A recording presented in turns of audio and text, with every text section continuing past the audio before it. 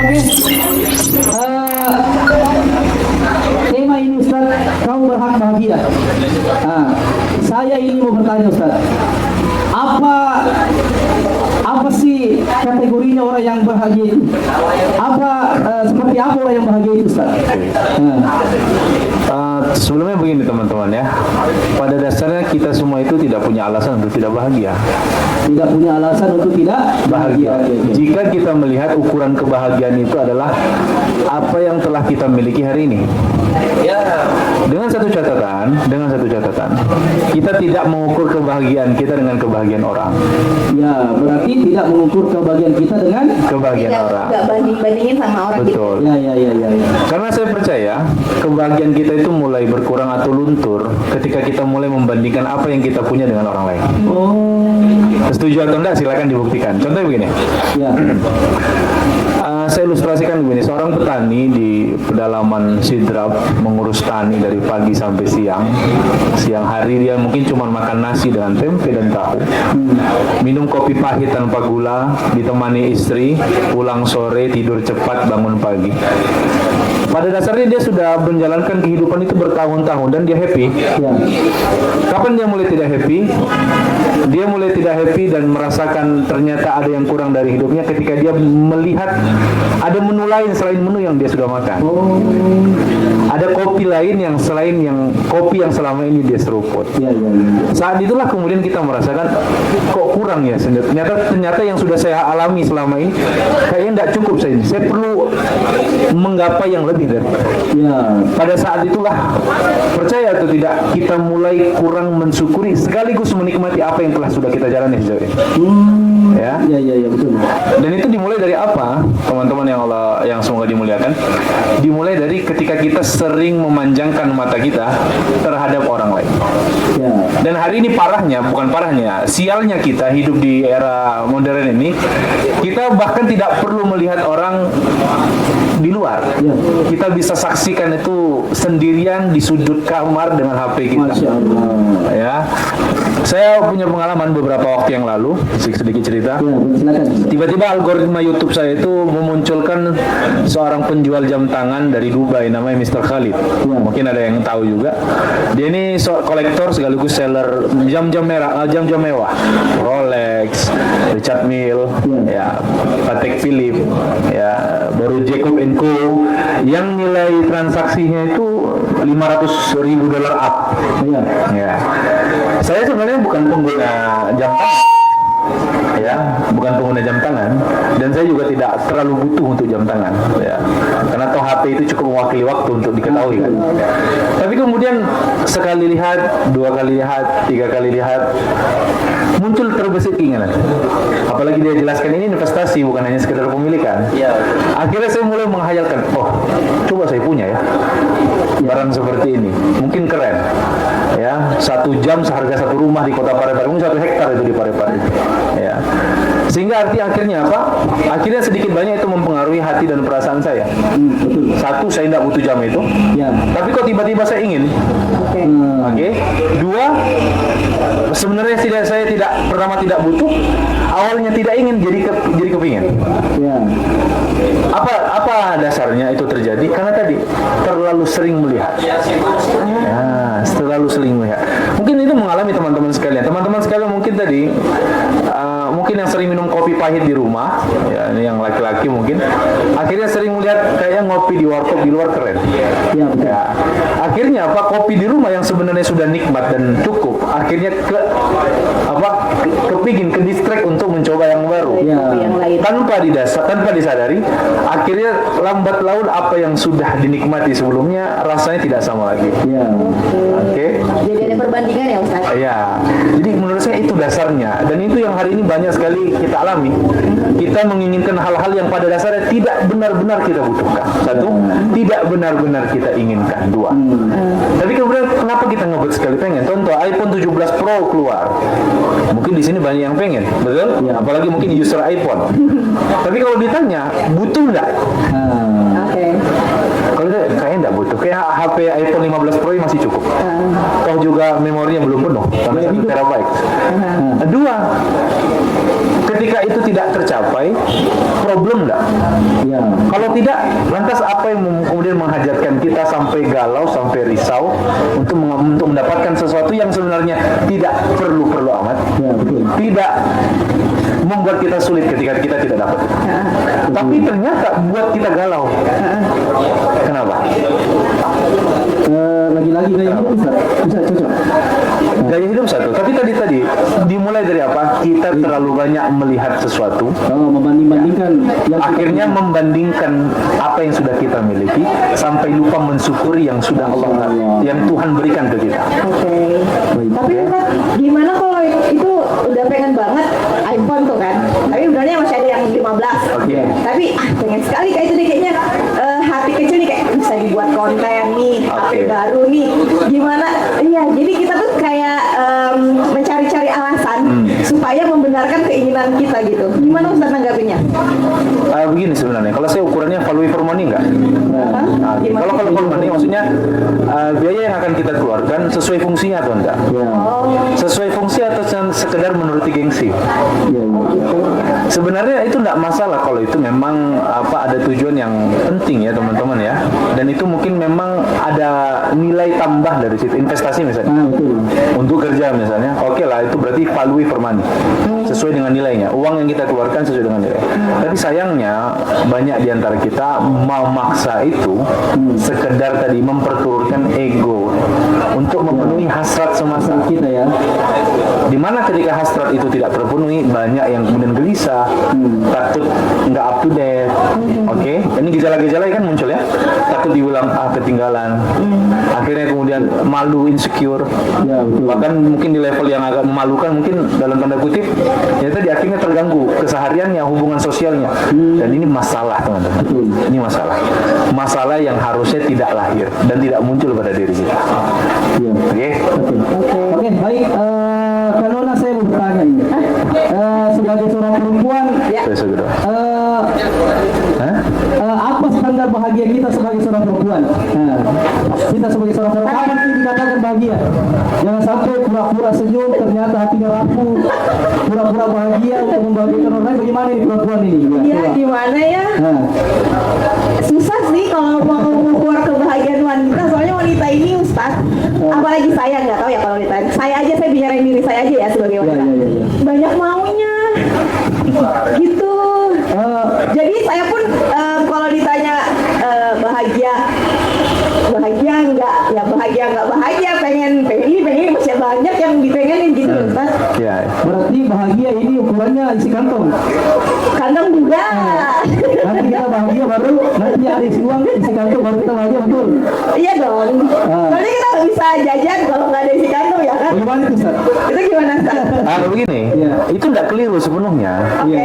Itu normal Oke. di manusia. Cuman kadang begini. Oh jadi cewek mana sih? Bukan begitu. Bukan itu normal sebagai manusia ya. Saya pikir di sini teman-teman semuanya merasa ya uang itu memang bukan segalanya, tapi segalanya butuh uang. Betul ya? Setuju ya? Sangat setuju. Tapi sekali lagi kita harus ngerti kapan berhenti. Betul atau enggak? Iya. Saya ingin tarik dengan satu permisalan teman-teman ya. Nabi itu punya satu permisalan begini. Beliau mengatakan begini, tidak ada yang membuat manusia itu puas. Kalau seandainya kita itu diberi satu lembah atau satu gunung emas, kalau dikasih 2 pasti mau. Iya, betul. Ya. Kalau sudah punya 2, dikasih 3 nggak nolak. Betul. Contoh saja nih, teman-teman yang sudah punya mobil, dikasih mobil nolak nggak? Iya. Enggak. Yang sudah punya rumah, dikasih rumah nolak nggak? Enggak. Yang rekeningnya sudah ada 1 miliar, dikasih 1 miliar nolak nggak? Enggak. Ya, normalnya memang begitu. Betul. Normalnya memang begitu. Bukan kebutuhan, enggak kebutuhan itu. Pada dasarnya dia enggak butuh. Cuman kalau dikasih nolak enggak? Enggak. Ambil kan? Oke. Masa nolak rezeki Ustaz? Nah, ini problemnya di sini. Gimana dong? Gini, saya jelaskan begini. Oke. Nah, justru manusia itu sebagai manusia yang konsumtif, ya, pemakan segala. Kita ini pemakan segala. Semua jadi makan. Lebih dari dinosaurus. Bahkan ada teman makan teman kan? Wow. Bahaya Dari Ustaz. Ada kali. yang begitu? Ada yang begitu? Enggak Sini ada, mungkin enggak enggak. ada. Baru-baru enggak ada. Ada teman makan teman, betul ya? Karena saking pemakan segalanya kita. Cuman tadilah sebagai seorang yang beragama, Islam punya satu petunjuk cara kita ngerti buat kapan harus berhenti, kapan merasa harus cukup. Oke? Itu sebenarnya yang the rule of way-nya, aturan kehidupan yang kita, artinya begini, ada satu ajaran dalam Islam, satu sikap hidup yang namanya qanaah. Qanaah itu merasa cukup. Ya, sikap qanaah. Oke. Sebenarnya saya ingin berikan satu pertanyaan. Kapan sih sebenarnya orang itu benar-benar kaya? Ketika dia merasa cukup. Enggak, pada umumnya orang itu ketika bilang, misalnya gini, di Pare-Pare katakan ada seorang milioner, punya 20 miliar di tabungannya, 20 hektar asetnya, mobilnya 20 biji, Ya, kaya kan? kaya.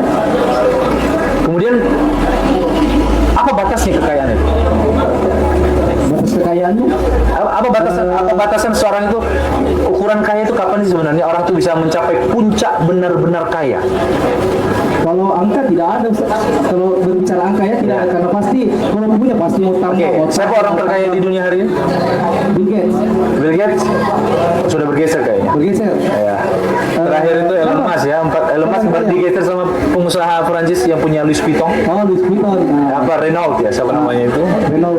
Ditaksir kekayaannya 4.000 triliun. Wah. 4.000 triliun itu dihabiskan 100 keturunan kayaknya nggak habis. Ya, hampir 2 kali APBN Indonesia kan? Ya. Ya. Tapi apakah dia sudah dikatakan benar cukup kaya atau di puncak kekayaan? Secara matematis mungkin ya. Ya, hitung-hitungan ya. Ya. Tapi sebenarnya ambisinya dalam hidup masih ada enggak? Ya, Masih ada. Masih ada. Oke. Saya ingin memberikan satu gambaran perspektif teman-teman ya. Kapan sebenarnya orang-orang kaya, dan setiap kita bisa jadi kaya tanpa harus punya uang 4.000 triliun. Jadi saya bertanya, Ustaz, kapan orang bisa dikatakan kaya? Oke, baik. Ketika dia tidak butuh, oke, bagus pertanyaannya. Kapan sebenarnya kita bisa kaya, teman-teman? Kayaknya kalau kita mau nyaingi Elon Musk 4.000 triliun, kita 100 tahun pun mungkin kayak belum terkumpul itu. Betul? Oke. Gimana caranya kita bisa setara dengan dia? Gimana? Oke. Caranya adalah dengan tidak butuh apa yang dia butuhkan. Oh, berarti membedakan ya standar kita ya. Iya, bukan gini. Allah itu punya satu sifat namanya Ghani, betul? Ghani, ya. Ghani artinya sering diterjemahkan maha kaya. Maha kaya. Kenapa Allah disebut maha kaya? Karena punya seluruhnya, punya segalanya, betul? Sebenarnya makna lain bukan hanya punya segalanya atau punya seluruhnya, teman-teman. Ketika Allah tidak butuh seluruhnya, maka dia disebut Ghani. Ya. Jadi ketika orang itu sebenarnya tidak perlu punya segalanya, karena punya segalanya itu mustahil sebagai manusia. Tapi Ustaz, Kabe, kalau memang kita butuh gimana? Sebentar, makanya sebentar. Sekarang poin pertama, Oke. sebagai manusia kita tidak mungkin memiliki seluruhnya, betul? Maka yang paling mungkin dua, kita menyedikitkan, walaupun tidak mungkin seluruhnya, mengurangi, membatasi kebutuhan kita. Maka gini, ada satu ungkapan dari seorang ulama besar namanya Imam Syafi'i rahimahullah. Beliau mengatakan gitu. Idza kunta dza qalbin qanu'in, kalau punya hati yang qanu, merasa cukup ya, bukan merasa punya semuanya. Dia merasa cukup dengan apa yang sudah dia punya. Ya. Fa anta wa malikud dunya sawa. Maka kau dengan raja dunia setara. Ya. Bisa berdiri sama tinggi, bisa duduk sama rendah. Padahal secara hitungan tabungan, keuangan beda, jomplang. Tapi kenapa dia merasa? Karena saya tidak ada butuh sama kau. Iya. Ya, semakin sedikit. Jadi artinya gini kan, saya tidak butuh apa-apa dari kamu memang punya semuanya, tapi saya tidak ada butuh sama kamu. Maka itulah sebenarnya kita sedang punya hati yang kaya. Meskipun secara ekonomi, secara finansial kita tidak setara dengan dia dalam angka nominal, tapi saya tidak butuh apa-apa. Ya, dia tidak bisa intervensi saya kan. Jadi ini satu seni hidup sebenarnya, satu seni berpikir, ya, manajemen mindset, satu berpikir yang diajarkan orang-orang bijak sebelum kita tentang bagaimana memaknai kehidupan dan segala pernak-perniknya. Karena mencapai segalanya kemustahilan. Yang paling mungkin adalah kita merasa cukup dari segalanya. Ya, baik. Tunggu Ustaz. Tadi kita itu bahas terkait kaya, terkait kecukupan. Nah, saya mau bertanya Ustaz, kan ini dunia diciptakan dua, kaya dan miskin. Kenapa bukan miskin kita bahas di sini Ustaz? Kenapa harus cukup? Kenapa kaya bukan miskin tapi kaya dengan cukup? Kenapa harus cukup? Karena cukup itu tidak dinilai dari materi. Dia perasaan di dalam hati. Masya Allah. Kalau memang kaya itu diukur dari materi, tidak akan ada orang korupsi lagi. Masya Allah. Karena duitnya nggak habis sebenarnya untuk dimakan dia dan keluarga serta tetangga-tetangganya, tidak habis. Tapi apa yang mendorong dia untuk korupsi? Ini bahkan ada penelitiannya. Kenapa seorang pejabat itu korupsi? Iya. Ekonominya cukup, finansialnya mapan, ya, pemasukannya beres, keluarganya aman. Tapi kenapa? Apa dia mendorong itu? Maka ada satu faktor eksternal, ketamakan. Ketamakan.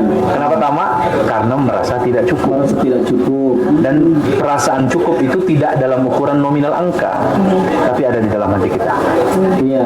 Jadi ini satu perspektif yang perlu kita atur dalam mindset kita, ya, tentang perasaan cukup itu. Nah, ini mungkin satu isu ya, mungkin ini satu isu. Kita tukar mic dulu, katanya audiens tidak kedengaran. Oh, Kedengaran atau tidak ini? Oh enggak, oke Pak.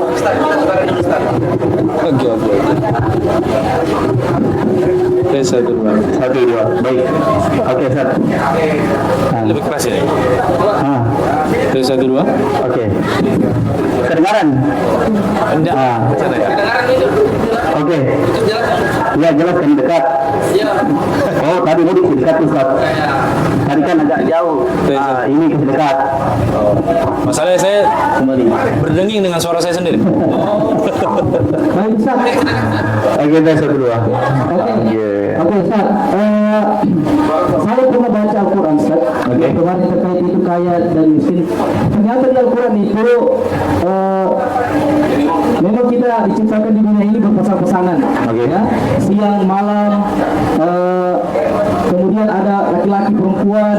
Kemudian yang saya tanyakan ini, kenapa Al-Quran katakan kaya dan cukup? Kenapa bukan kaya dan miskin? Baik. Nah, coba bisa dijelaskan Ustaz. Oke. Sebenarnya begini. Oke. Sebenarnya miskin disebutkan di dalam Al-Quran, ada. Contohnya dalam bab zakat kan?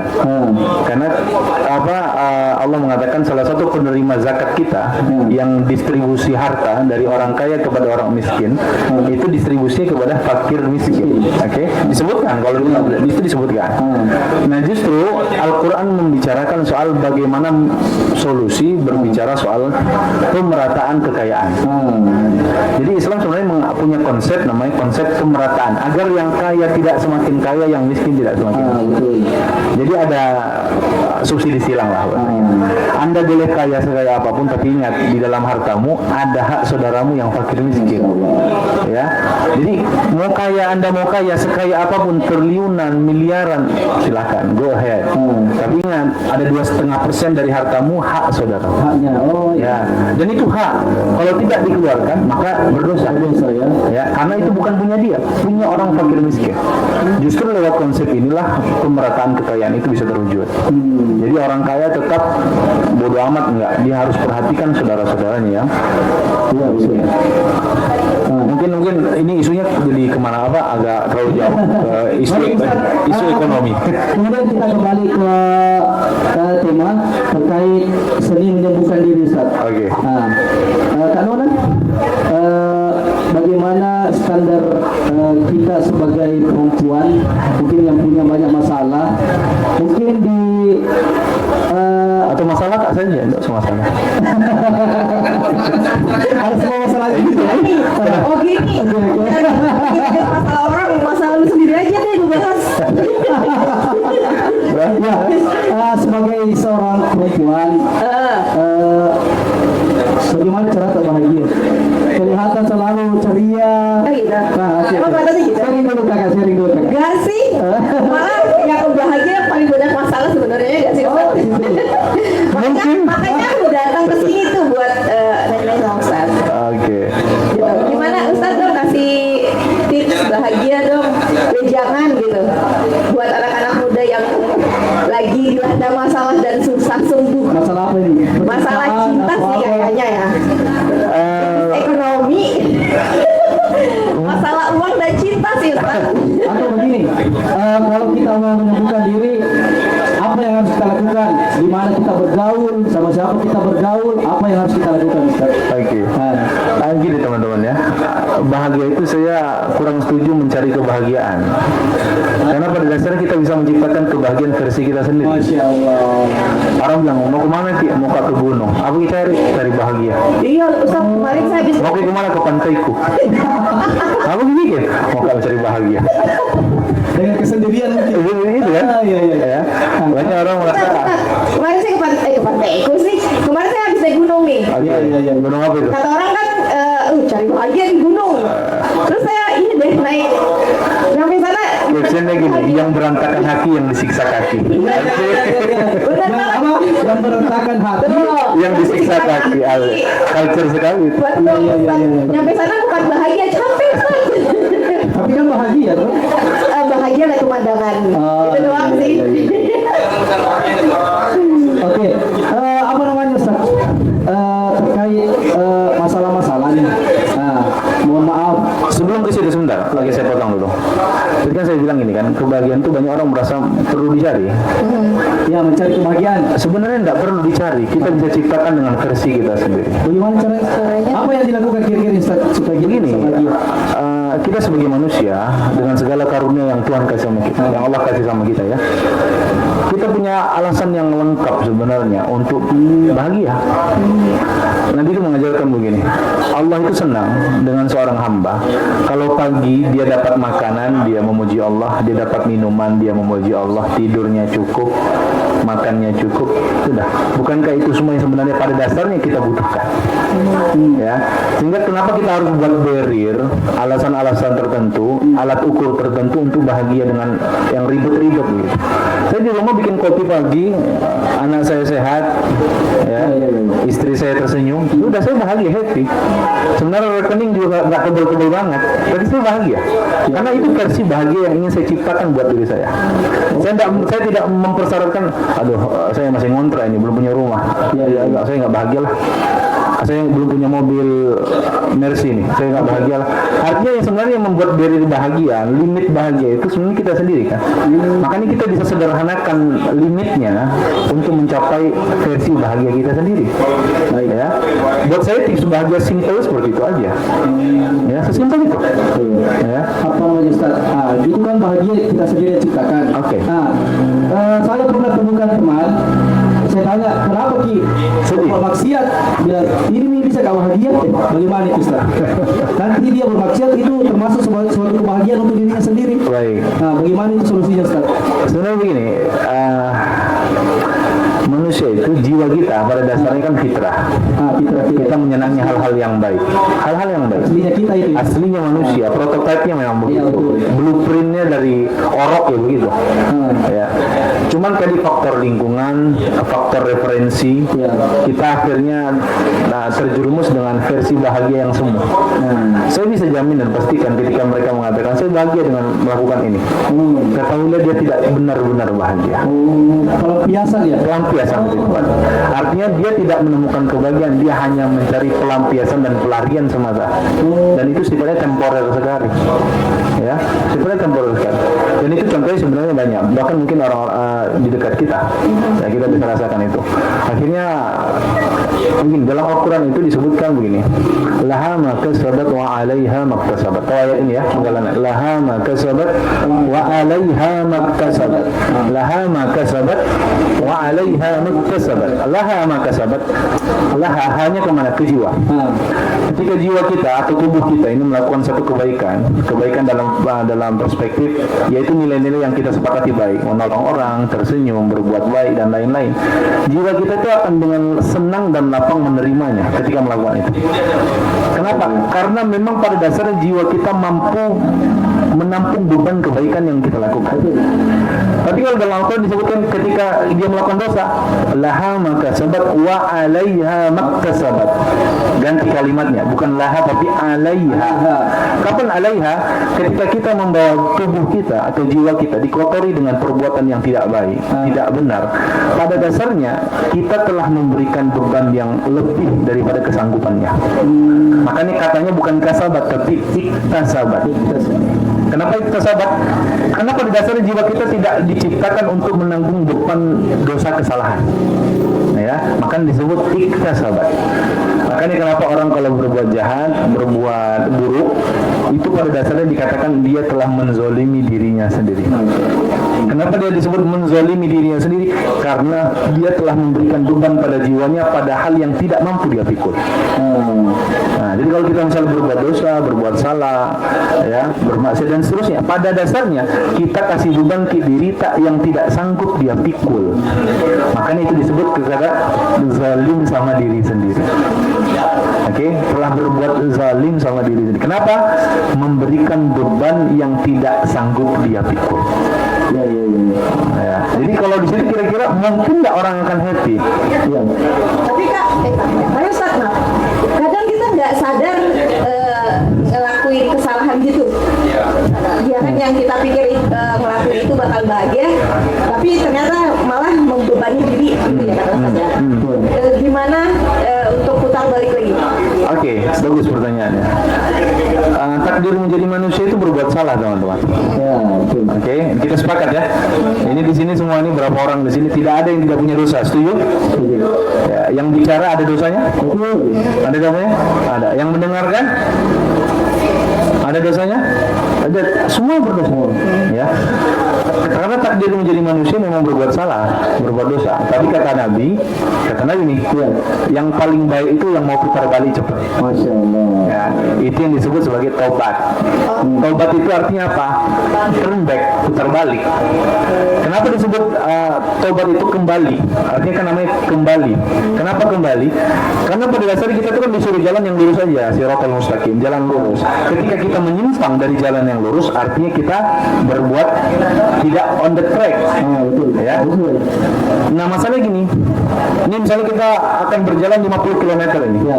Penyimpangan sedikit di garis start, efek sampingnya bagaimana? Ini 1 cm sih lagi bergeser di sini. Efek sampingnya jauh sekali. Itulah membuat sebagian kita kalau sudah terlalu jauh penyimpangan jalannya, balik ke on the tracknya capek, letih, lelah. Tapi kalau baru menyimpang langsung kalibrasi kembali. Tahu nggak kalibrasi? Lihat, oh iya, nggak cocok ini. Balik. Sehingga lebih mudah. Ya, makanya kata Nabi gini, menyimpang geser-geser keluar dari jalan yang utama itu normal. Normal. Cuman cepatlah sadar sebelum terlalu jauh. Putar balik. Balik ke jalan poros. Ya. Tapi Ustaz, ini sering saya temukan banyak teman-teman itu, mohon maaf, dulu pelaku riba, mungkin pelaku zina, mohon maaf, pokoknya bermaksiat ya. Oke. Ustaz, adakah harapan mereka untuk, apakah mereka masih berhak untuk bahagia, Ustaz? Yang dulunya mungkin salah, yang dulunya mungkin buruk. Oke, baik. Berhak tidak? Ada tidak kesempatan yang diberikan oleh Allah untuk bertaubat, untuk berbahagia? Baik. Ya, menarik sekali. Ya. Begini ya, saya ingin mulai dengan satu ilustrasi. Di zaman Nabi ada seorang kakek tua, usianya mungkin 70-80 tahun, jalan menemui Nabi membawa tongkat, sudah sepuh sekali. Kemudian dia datang kepada Nabi, dia curhatlah, mengungkapkan apa yang sudah dia alami sepanjang usianya. Kata dia begini, ya Rasulullah, aku punya dosa, innali ghajaratun wa fajarat. Ya Rasulullah, aku ini kolektor dosa sejati. Hampir semua dosa daftarnya sudah pernah aku lakukan. Mulai dari al-ghadarat itu membunuh, jadi pembunuh. Wal fajarat berzina. Jadi dia tidak lakukan itu semua. Tidak hanya dia lakukan komplit. Kesalahan. Komplit. Ya. Kemudian dia bertanya dengan pertanyaan simpel, pertanyaan yang sama. Kira-kira kalau saya kembali masih diterima tidak? Kalau saya ketuk lagi pintu itu dibukakan tidak? Langsung kata Nabi SAW, Nabi cuma konfirmasi satu hal. Asyhadu an la ilaha illallah. Bersaksi ke tidak ada Tuhan selain Allah. Langsung kakek tua itu mengatakan, aku bersaksi tidak ada Tuhan selain Allah. Ini penting dalam temannya. Cuma satu aja kata kuncinya. Aku bersaksi tidak ada Tuhan selain Allah dan aku bersaksi kau adalah utusannya. Nanti kemudian tersenyum, kemudian mengatakan, sungguh Allah hapuskan dan ampunkan semua kesalahan. Masya Allah. Kakek itu saking tidak percayanya, dia kemudian berkaca-kaca, kemudian berbalik meninggalkan Nabi sambil bertakbir, Allahu Akbar, Allahu Akbar, Allahu Akbar. Tidak menyangka kakak diampuni. Masalahnya itu yang konfirmasi langsung kan Nabi. Tidak mungkin bohong kan? Kalau Ustaz bilang diampuni, apa buktinya ini? Kalau sampai ini Nabi SAW langsung konfirmasi diampuni mungkin. Masya Allah. Ya. Dan itulah kemudian dikatakan dalam Al-Quran, Allah itu punya dua sifat yang bergandengan di dalam Al-Quran. Ghafurun wadud.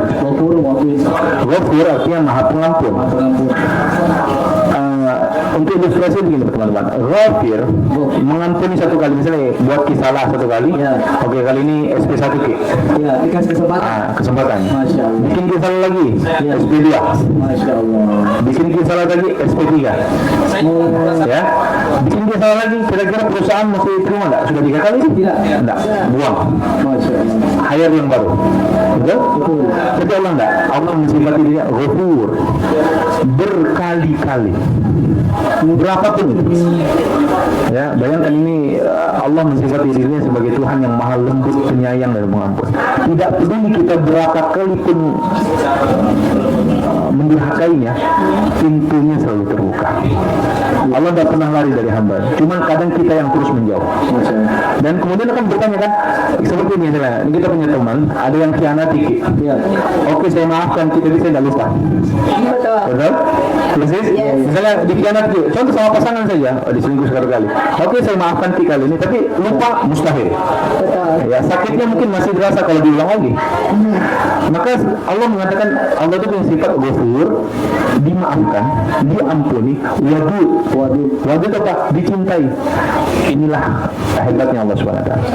Betapapun kita banyak salah sama dia, tetap punya potensi menjadi orang yang dicintai oleh dia.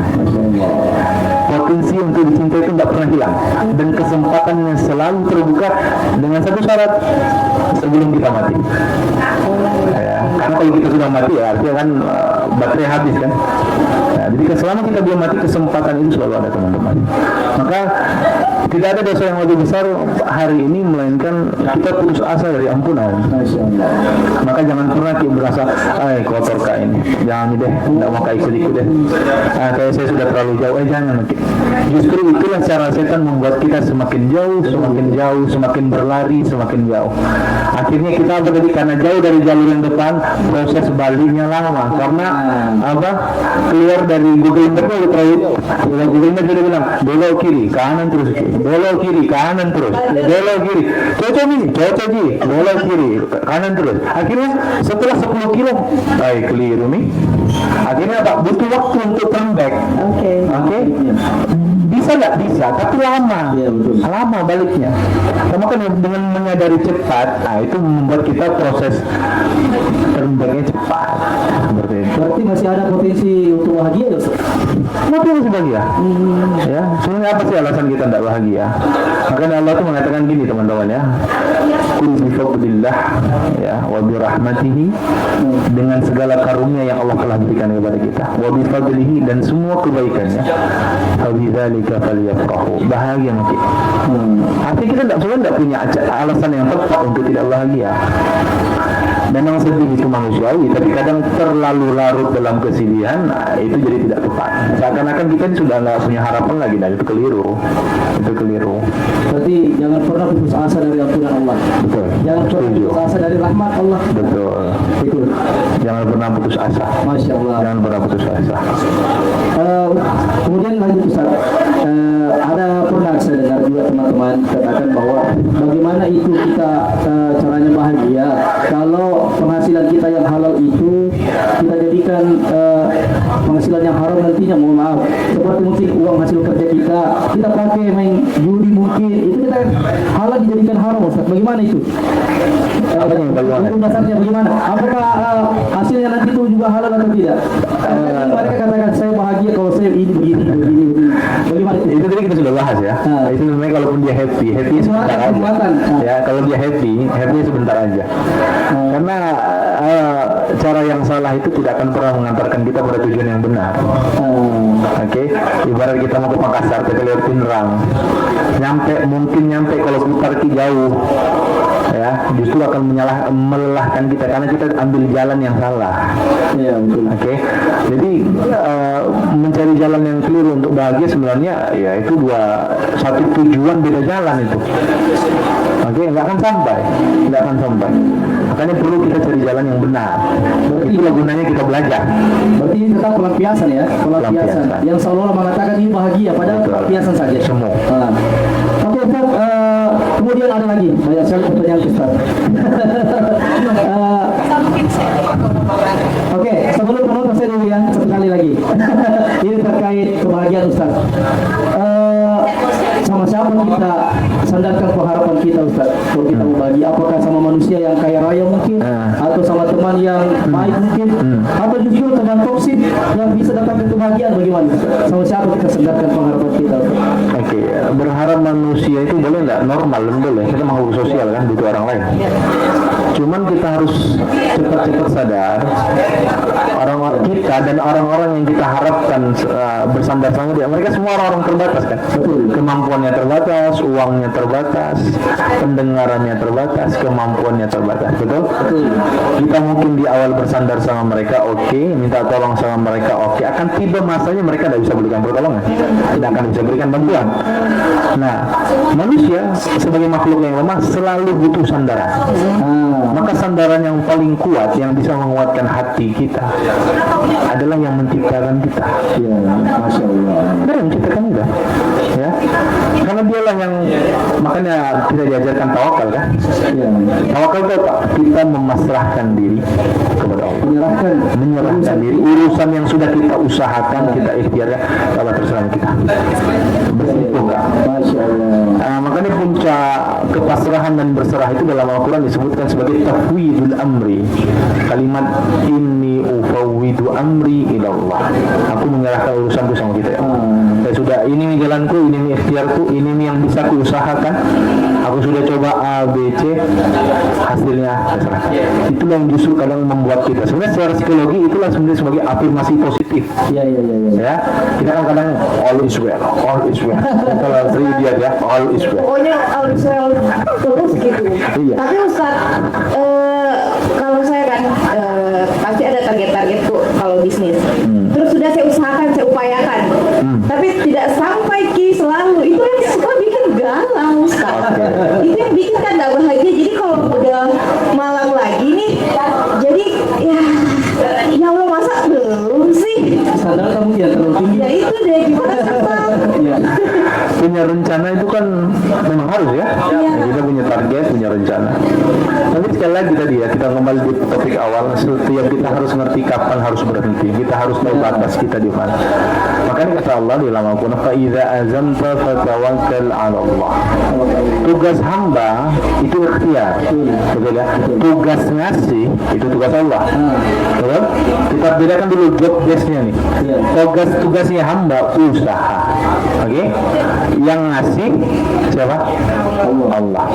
Manusia akan rumit hidupnya kalau mikirin kerjaan yang lainnya. Kerjaan kita usaha, itu domenta. Itulah yang bisa kita jangkau. Urusan bagi takaran jumlahnya urusan Allah. Manusia akan rumit hidupnya kalau mikirin kerjaan Allah. Ya Ustaz, sering ya Allah sekarang mau jangan minat. Itu kan mau tak? Iya. Teman-teman ya. Nah itulah kadang kalau kita selalu seperti itu kita menanamkan benih-benih kesombongan teman-teman. Seakan-akan pokoknya harus mau begini. Iya. Sombong itu, sombong. Karena seakan-akan semuanya bisa kita kuasai dan kita ya. Kita lupa ada Tuhan yang mengatur semuanya dan memiliki segalanya. Tapi kan itu maksudnya usaha kita usahain. Betul, usahanya benar. Keinginan dan memaksakan semua sesuai dengan kita ingat itu yang nggak benar. Nggak boleh sampai Nggak benar, nggak boleh sampai di situ.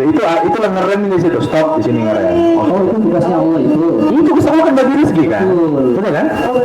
Takarannya, jumlahnya. Harus usahakan Semua saja, semua potensi dicoba, semua strategi dijalankan. Kalau gagal usahakan lagi. Karena selalu ada faktor X yang membuat kita berhasil atau tidak. Nah itu kita harus ngerti dan kita harus tahu, oh nih, oke ini batas aku di sini. Iya. Ya, setelah ini aku serahin sama Allah. Oke, ternyata itu salah satu cara bahagia menyembuhkan diri dengan banyak bersyukur kepada Allah Subhanahu wa taala, karena memang Allah jelaskan dalam Al-Qur'an kalau kita bersyukur pasti Allah tambah budi. Begitu pun Itu cara memeluk takdir dengan Masya keras. Allah. Ada juga tadi menyampaikan sabar, kita bisa bersyukur dengan sabar. Benar, benar. Oke. Karena harus diakui setiap kita punya kenangan ya, punya kenangan masing-masing dalam arti ya luka masa lalu, kekecewaan di masa lalu, atau trauma ya di masa lalu, baik itu di lingkungan terdekat, dari orang-orang terdekat. Mungkin setiap kita punya. Tadi ibu cerita tentang ayahnya yang keras. Mungkin di antara kita punya kakak yang keras. Ya, ada yang keras atau orang ibu yang keras dan lain-lain. Artinya ini semua punya, mungkin di sini juga saya yakin ada ya punya pengalaman yang sama seperti itu kan. Atau dalam bahasa sekarang toxic family, ya, toxic relationship ya, lingkungan atau keluarga atau relasi yang kurang baik lah. Jadi itu sebenarnya bagian dari kehidupan kita ya sebagai manusia. Nah, mungkin yang perlu dilihat adalah bagaimana kita fixkan ini, bagaimana kita tangani itu kan. Baik teman-teman, masih ada yang bertanya terkait tema kita pada malam hari ini, kau berhak berbahagia. Kemudian Dengannya dengannya kau berhak berbahagia dengannya. dengannya itu dengan kru. Tergantung Ustaz. Oh, tergantung. Ada yang bertanya teman-teman? Karena saya sekilas tadi melihat sebuah wajah, saya teringat itu. Ya, ada yang bertanya? Kalau tidak ada, Kanura yang bertanya ini. Ada? Oke, silakan Kanura. Mungkin bukan bertanya, sharing saja. Sharing aja ya. Santai kan, santai. Saling, ya betul. Belajar. Oke, silakan. Ya, Ustaz gimana? Tadi yang disebut sempat disampaikan sama ibu itu inner child. Lagi-lagi di masa sekarang itu kita sering mendengar ya kata inner child. Lagi banyak banget dibahas di podcast di mana-mana. Ya betul. Kalau inner child terluka itu yang menyebabkan kita yang dewasa ini jadi tidak bahagia gitu. Gimana Ustaz menyikapi inner child yang terluka? Baik. Kecil ya. Masa kecil kita ya. Gimana Ustaz? Begini. Memang kadang luka paling hebat itu justru lahir dari orang-orang paling dekat. Setuju nggak? Betul. Setuju nggak ya? Luka paling hebat itu kadang datang dari orang-orang yang paling dekat dengan kita. Ya, entah itu dari orang tua kita, dari pasangan kita, dari anak kita. Menariknya, di dalam Al-Quran Allah mengisahkan sekian kisah yang punya problem yang sama. Contoh satu, kisah Nabi Ibrahim alaihissalam. Dia punya, kalau kita ingin bahasakan dengan inner child tadi ya, dia punya siapa? Nabi Ibrahim itu justru yang paling membenci dan memusuhi adalah bapaknya sendiri. Bayangkan, ayahnya sendiri yang membenci dia. Ya, bahkan dalam Al-Quran dalam surah Maryam disebutkan Nabi Ibrahim itu diancam akan dicambuk dan disakiti dia, ingin disakiti gara-gara dia berbeda dengan bapaknya. Karena bayangkan Nabi Ibrahim ini mengajak beribadah kepada Allah, bapaknya produsen patung, produsen Tuhan, jadi yang punya pabrik Tuhan bapaknya. Jadi bapaknya itu ya punya perusahaan yang memproduksi Tuhan-Tuhan yang disembah kaumnya. Jadi lucu ya. Jadi dia punya satu company, dia yang bikin perusahaan yang produsen Tuhan, anaknya menentang dia. Tapi apa yang direspon oleh Ibrahim yang menarik? Ya, justru Nabi Ibrahim merespon dengan sikap yang 180 derajat berbeda. Allah mengatakan, justru Ibrahim dengan penuh kelembutan mengatakan, qala salamun alaik, semoga selamat kita.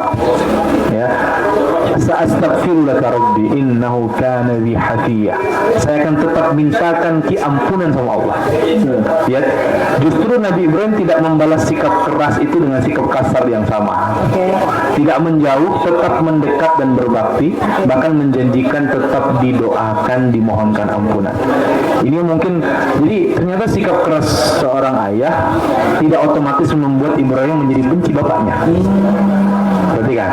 Ya, justru tetap membuat Nabi Ibrahim jadi semakin mengerti bagaimana berbakti sama ayahnya. Karena mencintai orang-orang dekat kita itu butuh kesabaran teman-teman. Ya. Justru para ulama berkomentar begini, kalimat Astaghfirullaka Rabbi, saya akan mintakan ampun, inilah puncak tertinggi dari mencintai seorang anak kepada bapaknya. Ya. Bukan meninggalkan bapaknya dalam kesesatan, dalam kekeliruan dan kesalahan. Justru Nabi Ibrahim terus berusaha memohonkan ampunan, tidak berhenti dan tidak menyerah sedetik pun untuk membuat bapaknya itu benar-benar mau ikut dengan kebenaran yang dia mau. Dan jadi anak yang membangkang, memusuhi enggak. Ustaz Tabe, tapi kan itu nabi, kalau istilah anak-anak sekarang itu Gue bukan nabi, boy. bukan bukan nabi. nabi. Gue manusia bukan nabi, boy. Oke. Nabi juga manusia. Poinnya bukan di nabinya, poinnya bukan di nabinya. Ingat, kisah di dalam Al-Quran, aktornya mungkin disebutkan, tapi substansi poinnya akan terus berulang. Betul. Kasus yang sama sampai hari kiamat akan terjadi. Betul. Problem bapak sama anak itu sampai hari kiamat akan terjadi. Betul. Ya. Jadi poin yang perlu kita tangkap bukan kisah Nabi sama bapaknya, tapi problem anak sama orang tua. Dan sikap yang harus ditunjukkan anak ketika mendapati orang tua yang keras seperti itu. Nah, itu yang poin yang perlu kita tangkap. Bukan itu kan Nabi, bukan nabinya. Sikapnya itu yang perlu kita ekstrak. Oke? Yang kedua, Nabi Yakub misalnya, ya, Allah menyebutkan Yakub. Biasanya orang tua itu kan mengharapkan kebanggaan dari anak-anaknya. Ya, sumber kebahagiaan orang tua itu dari anak-anaknya. Tapi justru Allah mengisahkan Nabi Yakub ini sumber kesedihan dan kekecewaannya justru dari anak-anaknya. Ya, karena membangkang, karena durhaka dan seterusnya. Ya. Tapi ternyata tidak membuat otomatis Nabi Yakub jadi orang tua yang arogan. Ya, dia punya anak 11, 12 bahkan laki-laki semua yang bermasalah 10. Ya, bangkang, ya nakal. Bahkan anak-anaknya itu tidak segan membohongi, memanipulasi, bahkan membodoh-bodohi bapaknya. Dan ini bukan bapak biasa, Nabi, boy. Ya, ini bukan bapak biasa, Nabi. Jadi anaknya itu kan bukan Nabi. Ya, nama anak kecuali Nabi Yusuf ya. Anak-anaknya itu lain bukan Nabi. Jadi dia tega bohongin bapaknya yang seorang Nabi. Bayangkan, manipulasi, dia akali, dia bahkan dia bodoh-bodohi. Kalau orang kasih apa telur-telur, nah, ya, kasih bodoh-bodoh bapaknya. Bayangkan. Tapi itu tidak membuat Nabi aku kemudian mencampakkan anak-anak. Jadi orang tua yang arogan, disiksa, KDRT, ya, dibunuh. Enggak, Nabi aku menghadapi itu dengan indah sekali. Disekam dalam Al-Quran, justru dia mengatakan satu bentuk penghambaan yang luar biasa. Apa? Asku basi wa huzni ilallah. Aku hanya mengadukan kegelisahan, kesedihanku kepada Allah. Karena ini tidak bisa dipandang lagi sebagai batas seorang orang tua. Aku sudah lakukan semuanya. Nasihat sudah, pengarahan sudah, ya, bimbingan sudah. Tapi anaknya tetap kelakuannya seperti itu. Ya, terus seperti apa? Mau dibunuh? Tidak mungkin. Mau diusir? Anakku? Bagaimana ini? Akhirnya ya sabar. Oke, tidak otomatis menjadi orang tua yang gagal, kan? Ternyata akhirnya kesabaran itu berbuah manis. Anak-anaknya tobat, bayi semua. Ya. Ketiga, nah ini dari toksik yang pertama tadi kan hubungan apa? Bapak sama orang tua kan kepada ayah. Ini yang masalah bapaknya, yang bayi anaknya. Yang tadi kedua adalah yang bayi bapaknya, yang masalah anaknya. Yang ketiga, ya, saudara. Nah, Nabi Yusuf alaihissalam, perhatikan, dia punya saudara 11 karena 12 bersaudara. Yang 10 benci sama dia, bayangin. Tidak hanya ingin disingkirkan, bahkan direncanakan untuk dibunuh. Uqtulu Yusuf. Tidak cukup dengan di situ. Mungkin kita pernah dengar ada seorang bapak menjadikan anaknya prostitusi, ada kakak yang menjual adiknya sendiri. Nabi Yusuf dijual oleh saudara-saudaranya sebagai budak. Baru dibuat cerita rekayasa dimakan serigala. Jadi kejahatan hari ini sebenarnya sudah terjadi di masa lalu. Tapi lihat, Nabi Yusuf menghadapi semua sakit hati, inner check masih kecil itu di bawah. Ya, ketika dia sudah sampai di Mesir jadi orang penting, pejabat tinggi, apa yang diungkapkan ketika akhirnya saudara-saudaranya menyesali dan mengakui itu, la tutriba alaikumul yawm, sudah semuanya sudah kumaafkan. Lihat, mahal sekali pelajaran. Semua sudah kumaafkan. Yaghfirullahu lakum, semoga Allah ampuni kita semua. Jadi artinya apa? Nabi Yusuf yang punya saudara-saudara bermasalah tidak otomatis menjadikan dia anak bermasalah. Jadi Tetap prestasi kan? Betul. Bahkan mengangkat derajat keluarga dan saudara-saudaranya. Jadi enggak selalu sikap karena enggak diterima di keluarga, nah musuhi saudara-saudaraku, saya kabur saja, tunggu nanti saya balas dendam. Ternyata Nabi Yusuf enggak seperti itu. Ya, enggak cukup 2 saudara, 10 saudara. Bayangkan. Ya, apalagi Apalagi Tadi itu Ustaz. istri. Istri. Ada nggak pasangan yang toksik? Iya. Ada. Nabi Nuh, Nabi Nuh dan Nabi apa? Nabi Nuh. Nabi Lut punya pasangan yang tidak baik. Bayangkan, suami gue Nabi boy, tapi dia nggak beriman. Kurang Nabi apa lagi? Nabi itu perlu dicatat teman-teman ya. Nabi itu pasti tampan, nggak pasti, nggak mungkin jelek. Ya, dan istri Nabi pasti cantik. Ya. Dan Nabi itu harusnya orang yang paling ngerti siapa pasangan kita kan. Tapi ternyata itu tidak cukup membuat pasangannya kemudian jadi baik. Apakah kemudian membuat Nabi Nuh dan Nabi Lut kemudian mensikapi pasangan menjadi KDRT misalnya? Iya. Saya bunuh saya kok. Ternyata enggak, tetap disikapi dengan bijaksana. Betul. Jadi semua bentuk masalah problem rumah tangga itu ada di Al-Quran, cuma kita tidak baca aja. Kita tidak baca aja. Dan itu pelajaran mahal semua. Ya. Pesan-pesannya gitu. Suami Ustaz Nabi, tapi istrinya bukan Nabi. Istrinya maksudnya istri yang durhaka ya sama suami. Ya. Kemudian ada tidak yang dibalik? Suaminya durhaka? Yang suaminya durhaka. Ada. Fir'aun dan Asia. Ya betul. Jadi hari ini mungkin yang punya suami kurang-kurang baik, suami tak tidak se-Fir'aunnya Fir'aun. Jadi sabar-sabar mati. Ya. Ustaz, suamiku tak lewat-lewat nih. Nah, kalah ki Fir'aun, tidak mungkin. Karena suami tak belum mengaku sebagai Tuhan. Ini suami mengaku sebagai Tuhan. Membunuh banyak orang, tidak hanya orang, anak-anak. Jadi presiden gila itu sebenarnya Fir'aun. Karena dia buat satu dekret presiden membunuh anak-anak laki-laki yang lahir dari Bani Israel berdasarkan asumsi dari mimpi. Bayangkan, undang-undang lahir dari mimpi. Karena dia membayangkan dalam mimpinya ada seorang anak yang akan menggulingkan kekuasaannya. Berdasarkan mimpi itu, dia buat Kepres, keputusan presiden, bunuh semua anak-anak laki-laki yang lahir. Bayangkan gilanya itu. Dan tidak cukup sampai situ, dia ngaku sebagai Tuhan. Kurang jahat apanya itu. Tapi ternyata tidak membuat Asia jadi Fir'aunah juga. Dia tetap jadi istri yang salehah, bersabar dan seterusnya. Bahkan Allah menjanjikan satu rumah yang tenang bagi Aisyah nanti di surga. Jadi sebenarnya kita punya contoh di Al-Quran. Ya. Sebagai Muslim ya, kita punya contoh yang lengkap dalam berkehidupan di dalam Al-Quran. Sayangnya kita tidak mempelajari itu dan tidak melihat itu. Sayang sekali. Oke, tadi Ustaz ada suami istri yang durhaka, suami durhaka. Baik. Ada tidak kita balik lagi Ustaz. Suaminya baik, anaknya baik, istrinya baik, keluarganya baik. Ada tidak di dalam Al-Quran itu Ustaz? Ada. Nabi Muhammad. Terus masalahnya apa? Masalahnya apa? Apa gitu? Ini maksudnya saya ini apa yang Masalahnya kamu kapan? Tetangganya tidak baik. Ada tetangganya tidak baik. Ini suami baik, istri baik, anak baik, tetangga tidak baik. Ada nggak? Ada. Tabbat yada abi lahabi wa tab. Ya. Abu Lahab paman Nabi itu masih family, ya, keluarga. Paman Nabi itu tetangga yang tidak baik, bertetangga. Selain keluarga tapi dia tetangga, dia tidak baik itu. Ya. Bahkan dia itu istrinya rela bangun pagi-pagi sebelum subuh bukan pergi ke pasar. Dia sudah kumpulkan beling untuk ditaburkan sepanjang jalan Nabi akan lewat. Bayangkan ada orang se-effort itu penyakit tetangga. Ya. Dan Nabi SAW kemudian tidak menjadi tetangga yang jauh lebih buruk. Nah, jadi selalu ada cara untuk memaafkan sebenarnya. Dari kisah-kisah ini teman-teman, kalau kita mau cermati, pelajaran mahalnya adalah belajar tentang bagaimana memeluk semua kepahitan takdir itu dengan sukacita. Oke. Tapi kan sulit banget loh Ustaz. Itulah kenapa pahala sabar itu surga. Masya Allah. Kalau pahalanya cuma secangkir kopi, datang ke 03 saja. Ya. Karena achievement itu, reward itu sesuai dengan achievement. Gitu. Oke ya, setuju ya. Maka semakin targetnya semakin tinggi, maka rewardnya akan semakin Sulit besar. makin bagus Iya. rewardnya. Seperti kata pepatah, pohon semakin tinggi, angin semakin kencang.